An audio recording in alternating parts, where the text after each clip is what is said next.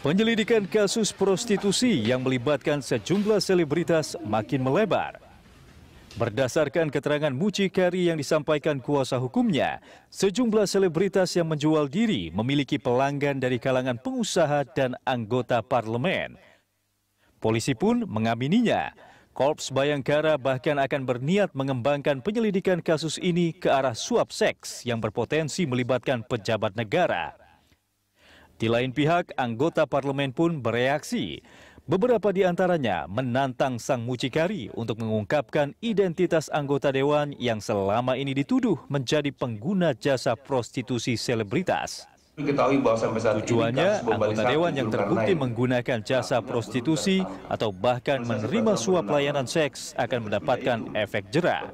Selanjutnya, Mahkamah Kehormatan Dewan pun bisa memberikan sanksi kepada yang bersangkutan. Suap seks terhadap pejabat negara terus mengundang polemik. Meski tak disebutkan dalam kategori yang termasuk suap dalam Undang-Undang Tindak Pidana Korupsi, beberapa ahli hukum mendefinisikan layanan prostitusi bisa dikategorikan ke dalam fasilitas lainnya. Pendapat lainnya memasukkan suap seks ke dalam pasal perzinahan, sehingga sang pemberi dan penerima suap bisa dipidana.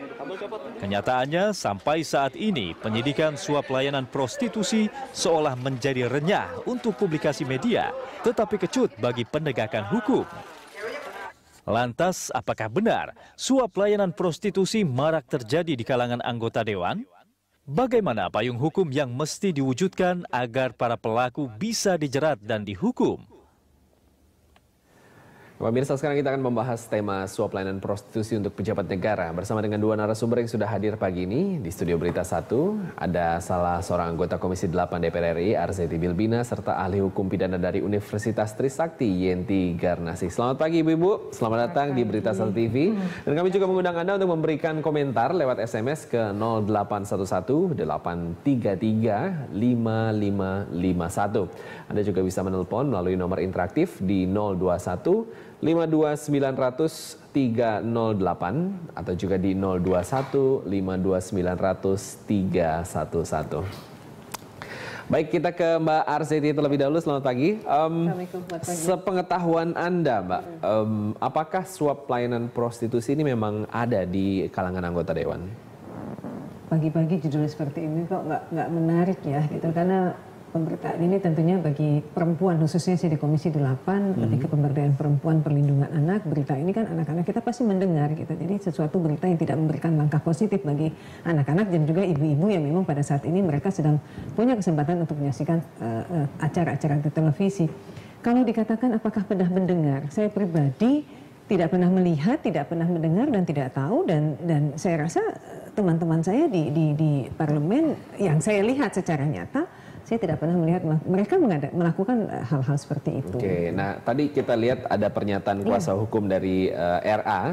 Bagaimana Anda menilai pernyataannya? Apakah memang itu cuma isapan jempol aja? Karena kan dibilang pejabat negara sampai anggota parlemen. Atau memang benar bukan isapan jempol. Mungkin saja ada ungkapan, pasti ada juga ada kenyataan. Kalau kita bicara mengenai banyak sekali yang menggunakan. Nah, sekarang yang harus kita bahas bukan sebagai siapa yang menggunakan dan siapa yang menjual, tapi bagaimana ada hukum atau efek yang memang memberikan solusi untuk permasalahan ini. Kalau yang kita kupas tentang RA Nyun Sewu, terus RA menggunakan anak-anaknya untuk digunakan oleh para pejabat, sehingga kemudian pejabatnya yang dikejar gitu loh. Tapi itu kan bukan merupakan solusi, tentu memberikan pemberitaan yang justru membuat masyarakat, oh siapa lagi, akhirnya taunya yang tidak positif gitu loh. Mestinya kan tindakannya seperti apa, ada solusi yang harus dilakukan, cepat tanggap, sehingga kemudian berita ini akan selesai dengan cepat dan ada solusi gitu loh. Iya. Nah, ini berbicara mengenai kepolisian ya. Polri sendiri kan sudah merespon tuntutannya seperti itu. Mereka akan kembangkan penyidikan ini ke arah suap layanan prostitusi. Anda mengapresiasi langkah sangat harus ada yang namanya undang-undang juga yang memang harus diberlakukan secara keras di sini agar seperti negara-negara yang maju, mereka sudah punya undang-undang itu, dan siapa yang melakukan, siapa yang menyuplai, siapa yang mendemand, itu tentunya ada tindakan-tindakan yang bisa diberikan kepada mereka sehingga kemudian ada efek jera dan kemudian tidak ada lagi terjadi hal-hal seperti ini, prostitusi online seperti ini yang memang sebetulnya tidak perlu kita beritakan terus diumbar-umbar sehingga kemudian masyarakat kita akhirnya digiring dengan berita yang sebetulnya masalahnya bukan di situ. Intinya adalah bagaimana penyelesaian masalah ini. Gitu. Termasuk juga penyusunan undang-undang seperti itu. Berkaca ke negara mana saja?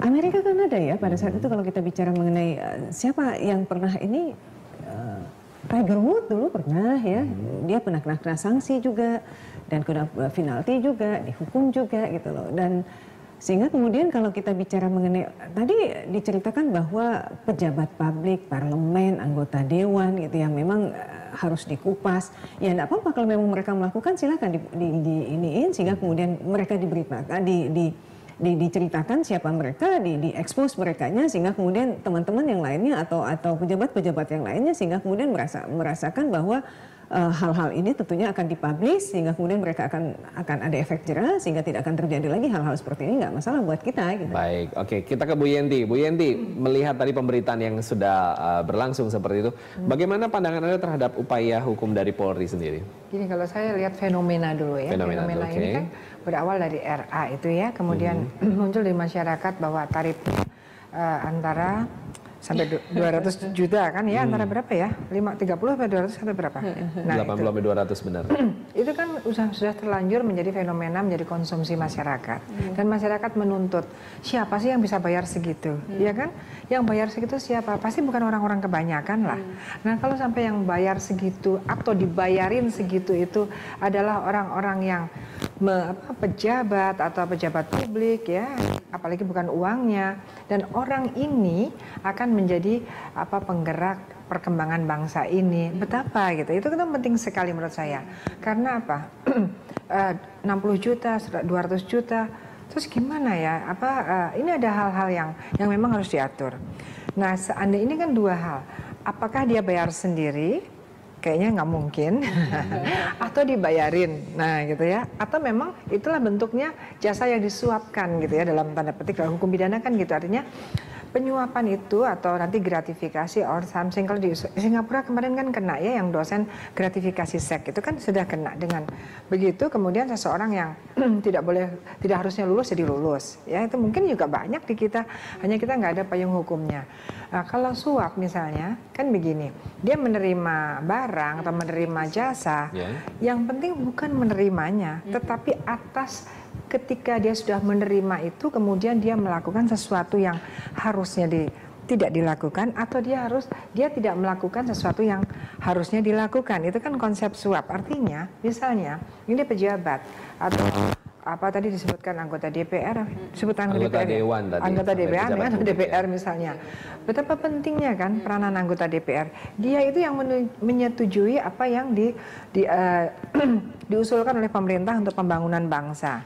Nah, nanti misalnya sampai dia main di situ kan, ya main misalnya proyek ini, nanti proyeknya untuk si ini atau ini jangan dulu. Kenapa? Karena dia sudah menerima itu, seandainya betul itu. Jadi itu betul, saya pikir kepolisian harus kejar kalau sudah disebut ini. Artinya gini, kalau itu bukan perzinahan kan, kalau itu masuknya kepada suap berupa pelayanan dalam bentuk lain fasilitas tadi, lain. Itu adalah fasilitas lain, itu adalah delik biasa. Artinya kepolisian sudah mendengar, sudah tahu sendiri itu dalam hukum penegak hukum mengetahui sendiri atau menerima laporan atau pengaduan. Tahu sendiri itu dalam KUHP disebutkan bahwa bisa saja penegak hukum tahunya dari pemberitaan, dari koran tuh ada kok penjelasannya. Artinya bergeraklah polisi kalau memang sudah ada itu. Bergerak ya tentunya diam-diam. Belum penyidikan kan, baru penyelidikan. Jadi ya dia carilah kalau kita memang ingin bangsa ini bersih. Jadi di sini masalahnya bukan permasalahan prostitusi saja, bukan masalah hal seperti itu, tapi implikasi kalau itu betul ada penyuapan berupa jasa seks, dan kemudian implikasinya dampaknya pada pembangunan yang diamanahkan kepada mereka untuk mensejahterakan rakyat, masyarakat, terhambat atau tidak sampai hanya gara-gara itu. Jadi ini masalah yang sangat penting. Oke, tidak perlu nunggu undang-undang dong berarti untuk polisi bertindak seperti itu? Ya cari undang-undang yang ada, tapi yang akan datang mungkin perlu difikirkan, karena sebetulnya ini kan 1 tahun yang lalu kita sudah bahas ya. tapi waktu itu belum pergantian lah ya. Ya. Waktu gratifikasi seks itu udah setahun yang lalu. Mudah-mudahan talk show di media itu ada tindak lanjutnya, bukan anget-anget kita ngomong, itu lupa, nanti ada lagi, kita lupa lagi. Nah ini kan artinya mumpung ada wakil rakyat, pikirkan gitu untuk ini kuat nggak undang-undang yang ada, atau kita mau spesifik disebutkan bahwa karena kalau gratifikasi kita sekarang dalam undang-undang pasal 12B undang-undang korupsi kita agak sulit ya, karena apa? Karena kan gratifikasi itu tidak gratifikasi kalau lapor. Kalau tidak gratifikasi, kalau tidak lapor baru gratifikasi, dan itu sudah jelas yang dilaporkan 10 sampai 10 juta atau di atas 10 juta kan gitu kan ya. Nah, ini kemudian diserahkan gitu kan, kalau dia sudah terima serahkan, seperti Pak Jokowi waktu menerima gitar. Nah, itu serahkan. Lah kalau ini berupa jasa, yang diserahkan apanya? Nah, itu kan jadi kita harus, kalau kita mau masukkan gratifikasi termasuk juga gratifikasi seks, selipkan pasal yang memasukkan itu lebih mudah. Tapi kalau tidak, paling tidak bisa masuk ke pasal-pasal suap. Di dalam undang-undang korupsi itu kan penyuapan aja ada 5 pasal dari KUHP diadopsi langsung menjadi pasal di dalam KUHP, di dalam Undang-Undang Tipikor misalnya dari 209, 210, 418, 419, 420 KUHP itu masuk ke Undang-Undang Tipikor, itu adalah jenis-jenis suap yang sudah masuk ke Undang-Undang Tipikor. Itu juga kita lihat. Tapi bagaimanapun juga tentu inilah tugasnya penegak hukum untuk mencari pasal mana kalau memang fenomenanya ada, kemudian juga didalami tadi yang mengatakan ini. Tadi Mbak Arseti mengatakan apa itu betul, apakah atau juga nanti itu fitnah atau asal-asalan. Kita juga nggak mau ada yang keliaran-keliaran seperti itu ya, dilihat, didengar. Maka betul-betul kan di dalam proses hukum juga kan banyak hal. Kalau nanti misalnya ada saksi, ada apa yang mengatakan tidak benar, ya itu kan bisa juga dikejar. Kalau memang tidak benar dan ada orang yang merasa kemudian nama baiknya juga kan ada pencemaran nama baik. Jadi sebetulnya banyak pasal yang bisa diterapkan untuk clearance betul, masyarakat betul tahu ini sebetulnya hanya fenomena saja ataukah memang ada, kalau ada disikapinya bagaimana, benar-benar jelas lah ya. Benar-benar jelas, karena kalau dibiarkan saja padahal ada, itu akan terjadi lagi, tidak ada efek jerahnya gitu. Dan itu berbahaya. Nah, tadi Mbak Arseti berbicara, Bu Yenti, 1 tahun lalu ini sebetulnya sudah sempat dibahas Komisi 3 ya. Kalau Siti kan di Komisi 8. Ya, apakah dibahasnya belum dibahas ke sana, tapi bahwa itu menjadi aspirasi masyarakat, sudah dibahas di media-media, difikirkan ini ada fenomena begini gitu kan. Sementara DPR kan juga boleh, dia kan punya inisiatif DPR juga ada, tidak harus menunggu dari pemerintah. Nah, ini kan anggota DPR juga harus memahami betul bahwa kebutuhan kalau mereka memang merasa membawa aspirasi masyarakat, apa yang dibutuhkan masyarakat, ya nggak usah selalu menunggu dari eksekutif, kan mereka punya fungsi membuat undang-undang secara inisiatif DPR. Nah ini yang kita bebankan pada mereka. Berdasarkan statement Bu Yenti tadi, apakah Komisi 8 sudah menjembatani hal ini atau? Tentunya ya, apapun isu-isu yang memang meresahkan masyarakat itu pasti kita akan bawa gitu loh. Dan memang di sini ini juga akan kita bawa untuk menjadikan satu undang-undang atau hukum yang memang akan diberikan kepada permasalahan-permasalahan sedang terjadi.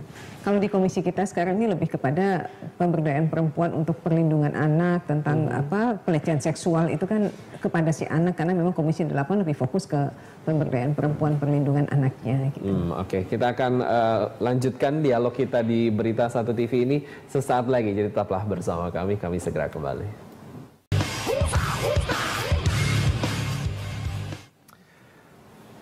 Kita kembali di dialog tentang suap layanan prostitusi untuk pejabat negara, dan masih bersama dengan dua narasumber saya di sini, anggota Komisi 8 DPR RI Arseti Bilbina dan juga ahli hukum pidana dari Universitas Trisakti Yenti Garnasih. Dan kami juga masih mengundang Anda pemirsa untuk memberikan komentar, boleh lewat SMS ke 0811 833 5551, dan juga Anda bisa menelpon melalui nomor interaktif di 021 02152900 atau 02152900 Baik, kita ke Bu Yenti. Bu, suap layanan prostitusi ini boleh dibilang menimbulkan polemik lah karena masalah payung hukum ya kita berbicara. Mana yang lebih logis menurut Anda? Apakah kita pasukkan ke dalam undang-undang tipikor atau hukum pidana umum dengan pendekatan perzinahan? Kalau hukum pidana umum agak sulit ya untuk merubahnya juga lama gitu ya. Kemudian yang ada juga karena yang ada itu kan memang hanya mucikari ya 286. Tetapi kalau berbicara, tapi ini tadi ditolak kan bukan hanya anggota katanya kan, katanya pengusaha kan, iya ini kan topiknya karena disebutkan ada anggota parlemen kan, anggota itu parlemen. Konteksnya di situ. Tapi paling tidak kan sejak awal saya katakan pasti orang-orang tertentu deh yang bisa bayar segitu gitu kan, malah nanti Mas Adi mengatakan, wah 200 juta sayang banget kayak gitu kan, mendingan beli properti. Bikin kos-kosan gitu. Beli kos-kosan, nah gitu. Nah, saya kira juga berkaitan dengan Mbak Arseti juga di dalam komisinya berbicara tentang pemberdayaan wanita kan. Lah ini juga kan bisa konteksnya kan ada, artinya berdayakanlah wanita, jangan sampai integritasnya itu turun sehingga malah dia mau masuk kepada listnya si RA itu termasuk saya kira Mbak Arseti. Jadi dalam rangka ya menyelesaikan permasalahan hukum ini, kalau nanti kita cari payung hukumnya kan tidak bisa semua permasalahan hanya diserahkan kepada hukum, diserahkan juga kepada bagaimana cara negara ini dengan DPR-nya dan eksekutifnya memberdayakan perempuan sehingga integritasnya terjaga, ya moralnya dan sebagainya, sehingga tidak tergiur hanya karena ingin kemewahan harus melakukan seperti itu. Nah itu juga ada. Tapi dalam hal ini mungkin penegak hukum harus mendalami ya, memperluas lagi, bukan sekedar pada bahwa dia mengatakan bahwa apa yang pelanggannya atau something-nya itu adalah parlemen atau pejabat begitu kan. Tapi itu harus didalami. Pejabatnya itu apakah memang pejabatnya kepada dia atau orang lain yang kepada dia.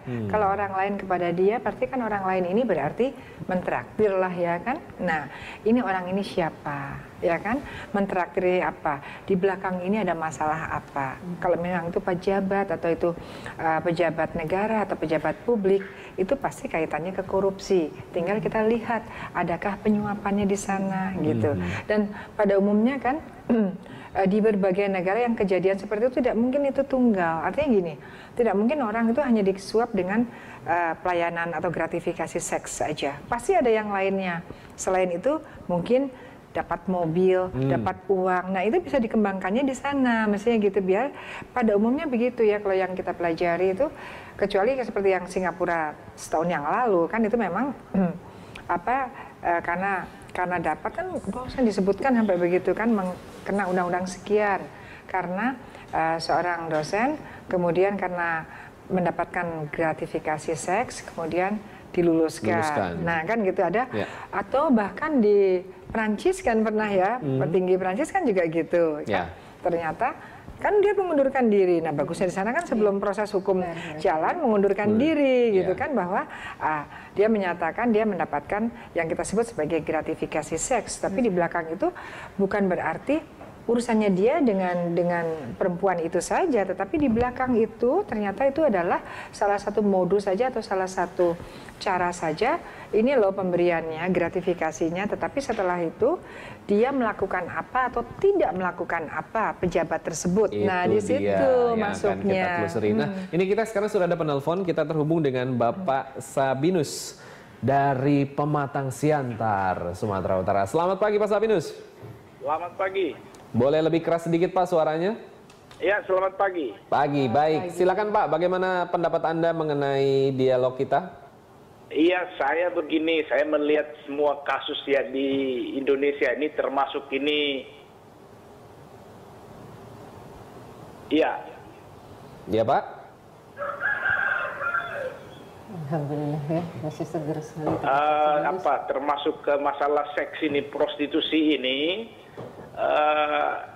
Saya lihat begini, sayang sekali pengamat pejabat itu hanya ibarat misalnya menyelesaikan masalah itu, menghilangkan asap tanpa mematikan apinya. Harus ditanya sebenarnya, gejala seperti ini, prostitusi ini apa penyebabnya? Saya lihat begini, perkembangan sekarang ini keluarga itu sepertinya kurang memperhatikan kehidupan moral dan agama. Jadi memang di Indonesia ini untuk menghilangkan ini butuh menteri untuk urus keluarga dengan ini secara khusus misalnya untuk menanamkan moral dengan agama yang benar.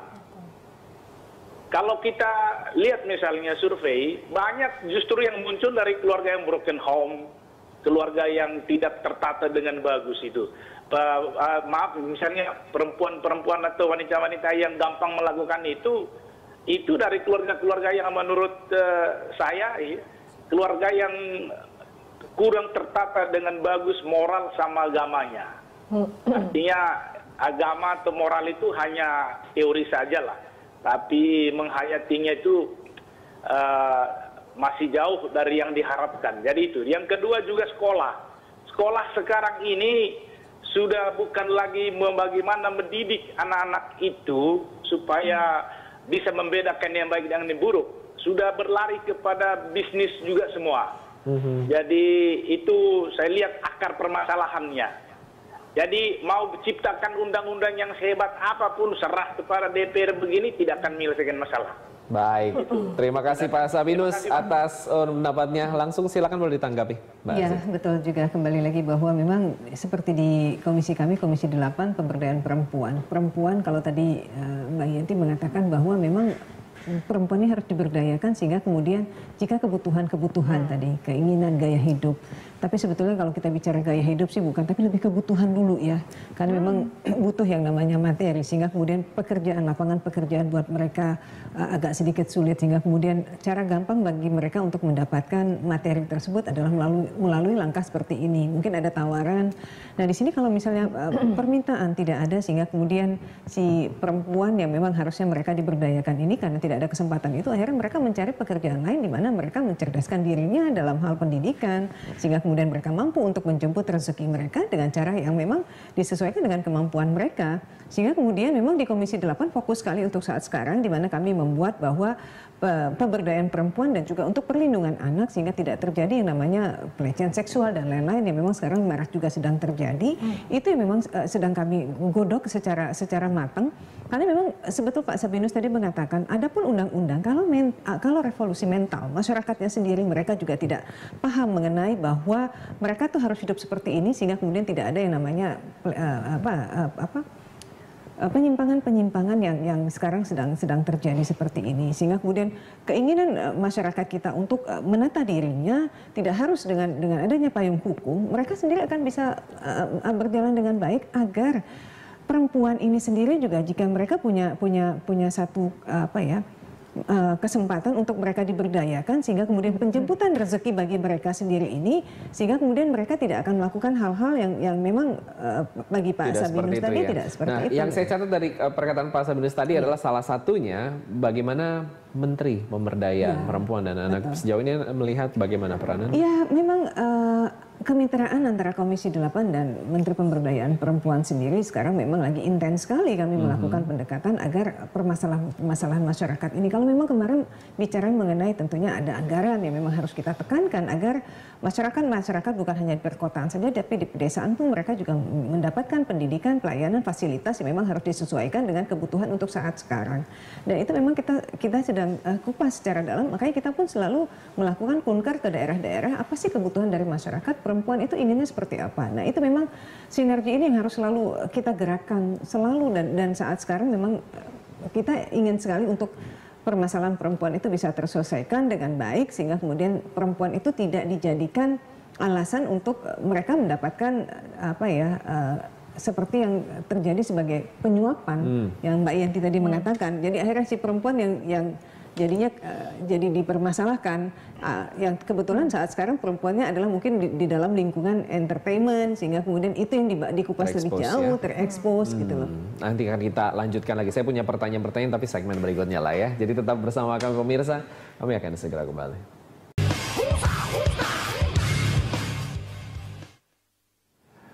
Nah, kita tiba di segmen terakhir dari Dialog Jurnal Pagi kita, membahas tentang suap layanan prostitusi untuk anggota Dewan.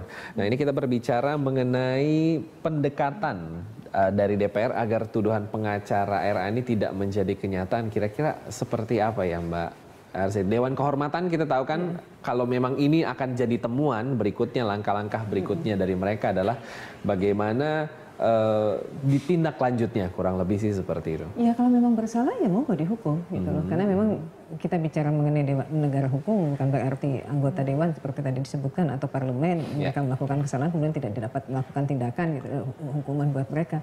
Ya silakan kalau memang ada penemuan-penemuan yang lain memang mengarah ke kebenaran ya memang harus seperti itu gitu loh. Ini berarti mendorong polisi juga untuk ya harus karena memang biar ada efek jerah juga, bukan hanya sebagai kalau Bunda tadi bilang, ya kalau kita bicara moral gitu ya, yang cewek ini kan memang kebutuhan, ya Bun ya. Tapi kerja tukang beca atau pedagang atau apapun mereka punya kebutuhan itu sama gitu ya Bun ya. Tapi mereka sendiri bisa menyelesaikan masalah itu gitu loh. Kalau di parlemen sendiri pejabat publik di mana mereka katanya punya kesempatan, punya fasilitas, punya uang lebih.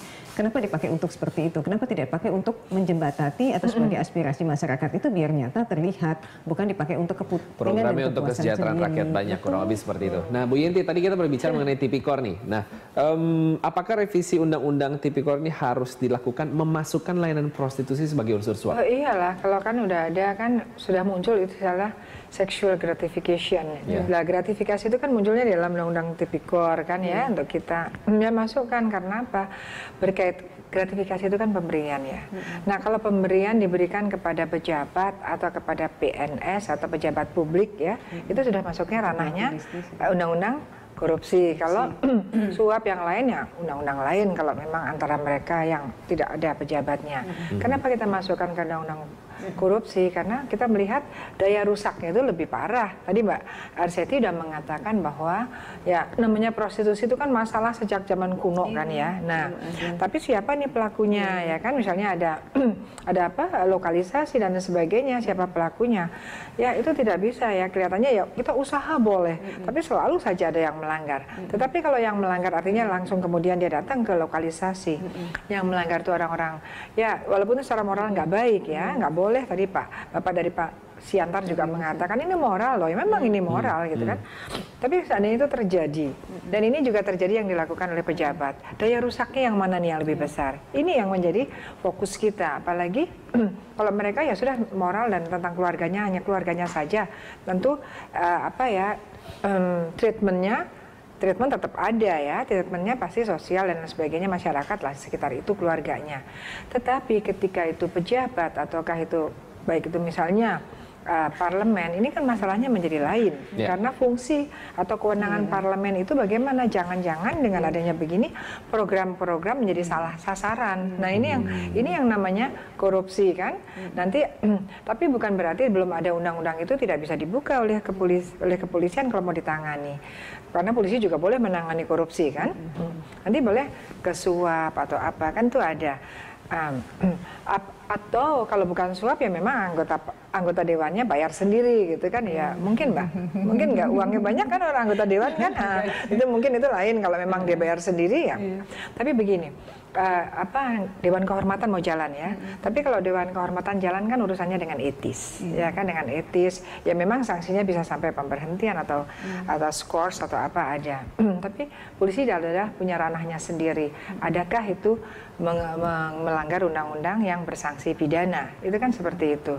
Artinya, tapi saya tadi sepakat dengan Pak Binus Subian. Pak Binus bahwa sejak awal saya mengatakan ini juga bukan masalah prostitusi, masalah korupsi. Itu bukan masalah hukum semata, kan? Termasuk masalahnya Komisi 8 dalam hal ini ya. Karena itu masalah itu kenapa orang koruptif, kenapa orang melakukan seperti ini adalah masalah pertanggungjawaban bukan hanya di Menteri Pemberdayaan Wanita, tapi bagaimana Menteri Pendidikan, bagaimana tokoh agama, bagaimana kita semua bersama-sama menguatkan integritas bangsa. Masyarakat itu harus berintegritas gitu. Kalau mau kaya ya berpendidikan yang baik, bermoral baik, bekerja keras, kaya silahkan kan boleh saja, asal Baik. kayanya dengan cara baik kan. Mbak Arseti, singkat saja sebagai penutup, Anda berasal dari partai pendukung pemerintah, termasuk juga revolusi mental. Berarti PR-nya besar. Betul, sangat ya. Tapi ini bukan dikatakan PR yang besar. Kita sama-sama masyarakat, pemerintah gitu ya. Kalau kita melihat ini ada isu yang memang selalu berkembang, yang kita bicara bahwa isu ini sebetulnya tidak memberikan langkah positif bagi masyarakat, khususnya untuk perempuan. Karena berita ini akan selalu diberitakan dan perempuan akhirnya melihat dan anak-anak juga mendengar.